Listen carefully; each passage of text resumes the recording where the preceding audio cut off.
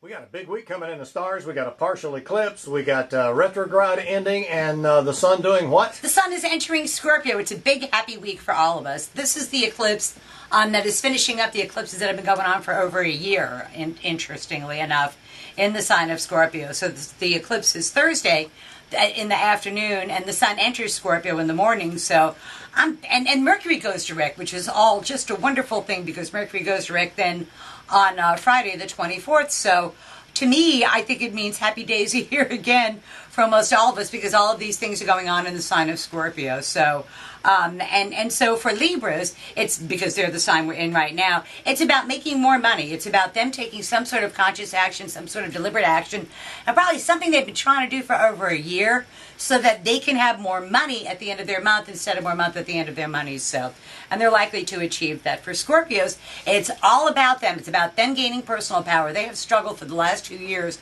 with Saturn being in their sign, and Saturn is in the process of leaving Scorpio, and it will then, once it's gone, they will find that the restrictions that they've had personally are over, and they're feeling that as we speak.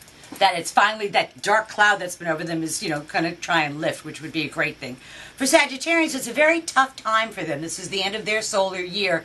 The sun entering their 12th house means they need to take a step back, look at the things that they've done over the last year, keep the things they like, and put to the curb the things that they don't like. It's a good time for the clearing out of the psyche.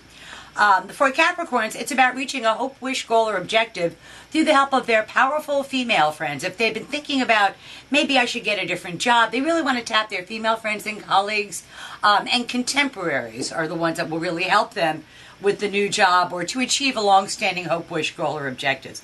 For Aquarians, the powers that be, the bosses, are taking a really hard look at them and their performance, their career performance, which is, I think, pretty important. And because it squares the sign of Aquarius, Scorpio does, I don't think it's good news for Aquarians. So they need to really just do what the bosses want them to do and do their job is the most important thing for them to do. For Pisces, it is in their 9th house of long-distance travel, of legal, educational matters, contracts, and negotiations, and they all go very, very favorably for the Pisces. They can carve out a pretty good deal for themselves, which would be kind of nice because nobody ever gives Pisces a break, and the universe is pretty much going to give them a break this time.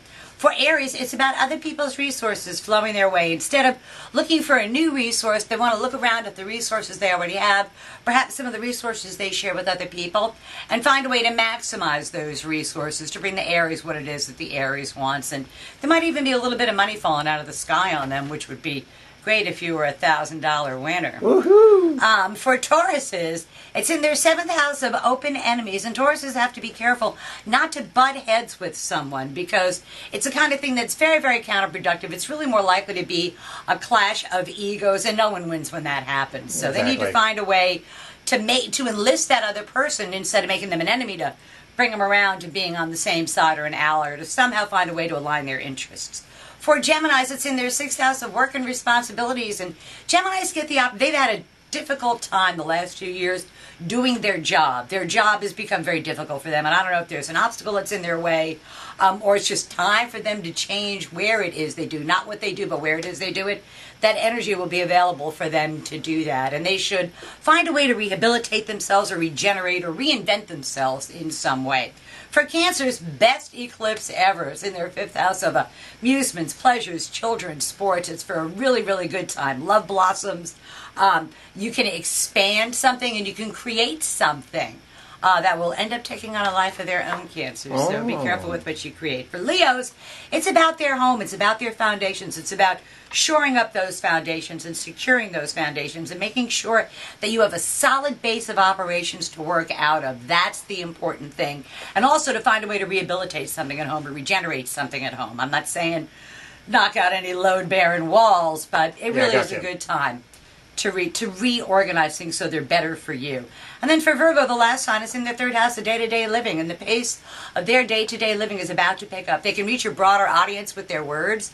They can find a way either to go back to school or get some sort of additional education or some sort of additional credential that will help them get their ideas across. And so no dawdling as far as that goes, or they'll fall behind the power curve. So that's tomorrow's news today for the 12 signs of the zodiac for the solar eclipse that we can see in this country. Mercury going direct and the sun entering Scorpio.